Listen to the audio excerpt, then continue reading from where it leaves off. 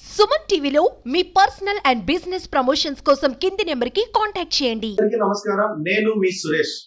ప్రపంచాన్ని అతలాకుతలం చేసిన కోవిడ్-19 వచ్చి 5 సంవత్సరాలు గడవక ముందే ఇప్పుడు హెచ్ఎంపీవీ వైరస్ అనే మరో మహమ్మారి ప్రజల్లో వచ్చి చాలా భయభ్రాంతులకు గురి చేస్తున్న విషయాన్ని మనం చూస్తున్నట్లయితే చాలా మంది చెప్తున్నారు హెచ్ఎంపీవీ వైరస్ అనేది చైనా నుంచి వచ్చింది.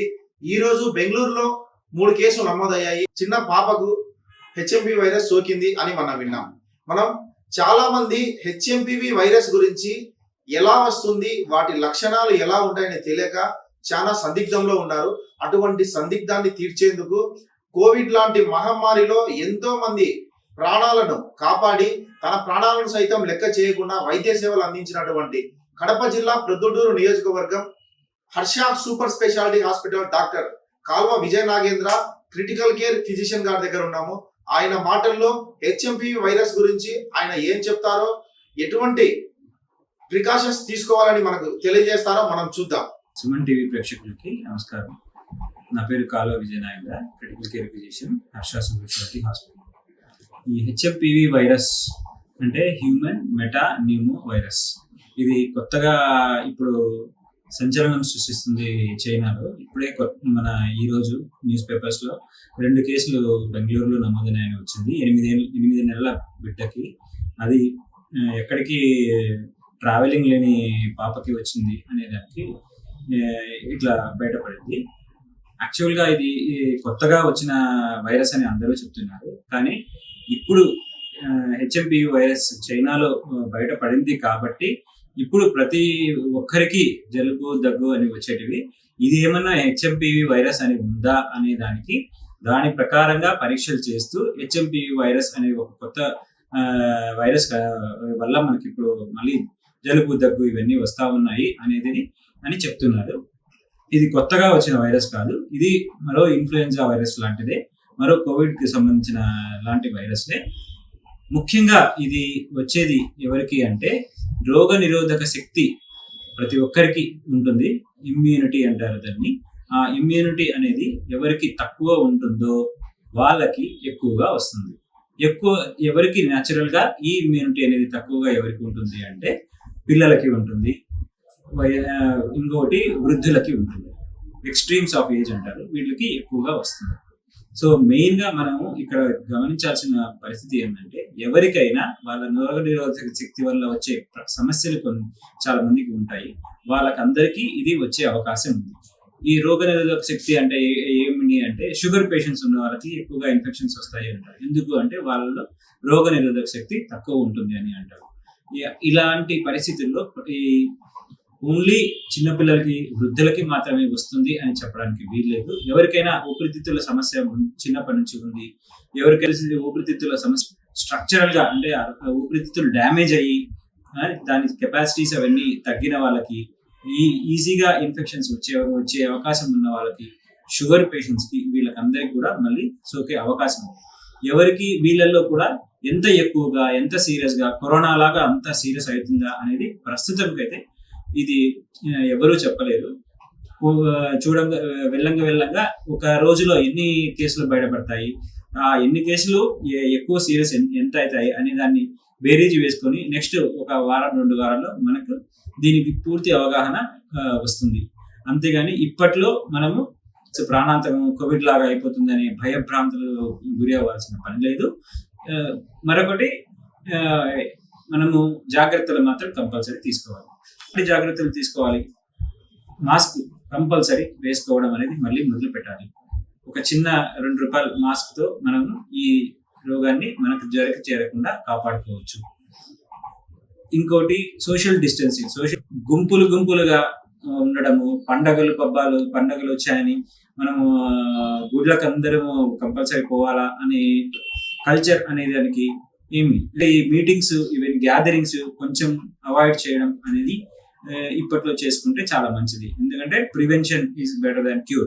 సో ఈ రోగం తెచ్చుకొని అది వచ్చింది అని బాధపడి భయపడి టెన్షన్ పడకుండా ప్రశాంతంగా రాకుండా జాగ్రత్త పడడము, ఒక ఊపిరితిత్తులకు సంబంధించిన వ్యాధులు చిన్న మాస్క్ తోనే మనం కంట్రోల్ చేయగలము అనేది మనం అలవాటు చేసుకుంటే ఎంతో మంచిది. ఈ వైరస్ బెంగళూరులో 8 నెలల చిన్నారికి వచ్చిందని మనకు తెలిసింది. 8 నెలల చిన్నారి ట్రావెల్ చేయలేదు. ఆ చిన్నారికి ఎందుకు వచ్చిందని మీరు అనుకుంటున్నారు సార్? 8 నెలల చిన్నారి ఎక్కడికి వెళ్ళలేదు మీరు ఎన్ని చెప్తున్నారు కదా. నేను ముందే చెప్పాను, ఇది కొత్తగా మనము ఇప్పుడు చైనాలో హెచ్ఎంపివి వైరస్ వచ్చింది అనే ఒక దృక్పథంతో మనకు వచ్చే ప్రతి ఒక్కరికి, చిన్నపిల్లలు లెస్ దాన్ 14 ఏళ్ళ ముందు వచ్చే చాలా మంది పిల్లలకి జలుబు దగ్గుతో వస్తే ఇదేమన్నా ఉందేమో అని మన దగ్గర ఉన్న వైరాలజీ ల్యాబ్ లో పరీక్ష చేస్తూ దాని మీద కాన్సన్ట్రేషన్ చేయడం వల్ల ఇక్కడ కూడా హెచ్ఎంపివి వైరస్ ఉంది అనేది తెచ్చి ముందర పెడుతున్నారు. అంతే తప్పితే ఇక్కడ కొత్తగా వచ్చింది చైనా నుంచే రావాలని రూల్ ఏం లేదు. కామన్ గా వైరల్ ఫీవర్స్ లో చాలా మంది 5 రోజులు ఉంటుంది, వాళ్ళ ఇమ్యూనిటీ అంటారు, రోగనిరోధక శక్తి బాగా ఉంది అంటే 5 రోజుల్లో ఎవరికైనా వెళ్ళిపోతుంది అని అంటారు. ఇమ్యూనిటీ బాగా పెంచుకోండి, అలాంటి సంబంధించిన టాబ్లెట్స్ కానీ ఫుడ్ కానీ తినండి అని చెప్తారు.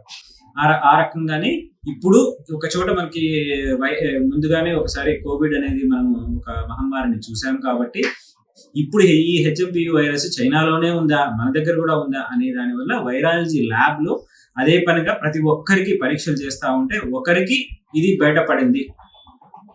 అది ఓన్లీ కాన్సన్ట్రేషన్ లాగా. ఇప్పుడు ఏమైనా అదే మన దగ్గర ఉందా, అక్కడ నుంచి వచ్చిందా అనే దాంట్లో ప్రతి ఒక్కరికి వైరాలజీ అనే ఒక పరీక్ష ఉంటుంది. అంటే ఏమేమి ఊపిరితిత్తులకు సంబంధించిన కామన్ వైరసెస్ కొన్ని ఉంటాయి. లైక్ మనకు ముందు కరోనా వైరస్ ఉన్నది, ఇన్ఫ్లుయెన్జా వైరస్ ఉంది, హెచ్ఎంపివి అనేది ఇప్పుడు కొత్తగా ఉన్న చెప్పే వైరస్. కానీ ఇవన్నీ ముందు నుంచే ఉన్నాయి. ఇప్పుడు మనం ఇది వచ్చిందా అని చూసుకోవడానికని మనం ఓన్లీ వైరాలజీ స్క్రీనింగ్ అంటారు, దాంట్లో అన్ని వైరసెస్ మీద పరీక్ష చేస్తే ఇది బయటపడింది. అంతే తప్పితే ఇదేదో చైనా నుంచి వచ్చింది, చైనా వల్లే కనిపెట్టిన చైనా నుంచి వచ్చింది, అది అవుట్ బ్రేక్, అది చైనాలో అవుట్ బ్రేక్ ఉండొచ్చు కానీ మన దగ్గర ఇది కామన్ ఇన్ఫ్లుయెన్జా వైరస్ లాగానే మనం ప్రివెన్షన్స్ తీసుకుంటే దానివల్ల మనము స్ప్రెడ్ ని కూడా ఆపచ్చు. ఇంకోటి 8 నెలల పాపకి వచ్చింది. ఆ 8 నెలల పాపకి ఇంకా ఏమేమి సమస్యలు ఉన్నాయో మనకి ఇంకా పూర్తిగా బయటికి రాలేదు. ఓన్లీ జలుబు దగ్గు ఉంటే వైరస్ స్క్రీనింగ్ చేస్తే హెచ్ఎంపీ వచ్చింది కాబట్టి అది నోటిఫై చేయాలి గవర్నమెంట్ కి, కాబట్టి వాళ్ళు నోటిఫై చేసినారు. అంతే తప్పితే ఇది నెక్స్ట్ ఎంతమందికి సోకుతుంది, ఎంతమంది ప్రాబ్లం లోకి వెళ్తారు, ఎంతమంది సీరియస్ అవుతారు అనేది ఓన్లీ టైం గడవంగానే మాత్రమే తెలుస్తుంది. అంతవరకు ఇప్పుడు బెంగళూరులో బయటపడింది కదా అని చెన్నైలో ప్రతి ఒక్కరికి వైరల్ స్క్రీనింగ్ చేసుకుంటూ ప్రొద్దుటూరులో ఉన్న ప్రతి ఒక్కరికి వైరల్ స్క్రీనింగ్ చేసుకోవాలి అంటే అది కుదరని పని భారతదేశానికి. కాబట్టి లక్షణాలు ఎట్లా ఉన్నాయి, మనిషి సీరియస్ అవుతున్నారా లేదా, పిల్లలకి ఎక్కువ వచ్చి సీరియస్ అవుతున్నారా లేదా అనేది వాళ్ళ కండిషన్స్ ని బట్టి వాళ్ళ శక్తిని బట్టి మాత్రమే ఇది డిపెండ్ అవుతుంది తప్పితే ప్రతి ఒక్కరికి హెచ్ఎంపివి ఉంటుందని భయపడి పరిగెత్తాల్సిన పని. ఇదండి హెచ్ఎంపివి మహమ్మారి గురించి చాలా మందికి చాలా అపోహలు ఉన్నాయి. ఆ అపోహలన్నీ తొలగించడానికే మనం ఈ రోజు ప్రొద్దుటూరులోని హర్ష సూపర్ స్పెషాలిటీ హాస్పిటల్ నందు doctor Kalva Vijaya Nagendra critical care physician గారితో మాట్లాడాము. ఆయన హెచ్ఎంపివి వైరస్ అంత ప్రాణాంతకమైనది ఏమీ కాదు, ఇలాంటి మహమ్మారిని సైతం తరిమేసి చాలా మంది ప్రాణాలు కాపాడి చిన్న పిల్లలు, పెద్దలు, వయోవృద్ధులు అని అనుకోకుండా ప్రతి ఒక్కరికి శ్రమించి తన ప్రాణాలు సైతం ప్రాణంగా పెట్టి చాలా మందిని కాపాడారు. మనం ఇక్కడ ప్రొద్దుటూరులో ఎక్కడ అడిగినప్పటికీ కోవిడ్ మీరు ఎక్కడికి వెళ్ళారు అంటే డాక్టర్ విజయ నాగేంద్ర గారు హర్ష హాస్పిటల్లో మాకు బాగైందని చెప్పే వాళ్ళలో 100లో దాదాపుగా 70 మంది ఉంటారు. అందుకే మనం ఈ డాక్టర్ గారిని సెలెక్ట్ చేసుకొని ఈ రోజు ఇక్కడికి రావడం జరిగింది. ఆయన మాటల్లో మనం విన్నాం కదా, హెచ్ఎంపివి వైరస్ అనేది నార్మల్ గానే అందరికీ వచ్చే దగ్గు జలుబు లాంటి వైరసే, కానీ పర్టికులర్ గా ఇప్పుడు హెచ్ఎంపివి వైరస్ అని ఉంది కనుక వైరాలజీలో ఇది తేలింది కనుక హెచ్ఎంపివి వైరస్ అనేది భయభ్రాంతులకు గురి చేస్తుందని ఆయన మాటల్లో మనకు చెప్తున్నారు.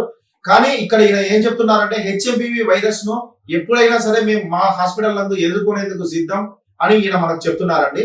Thank you sir, thank you so much. Cameraman Mahesh తో సురేష్.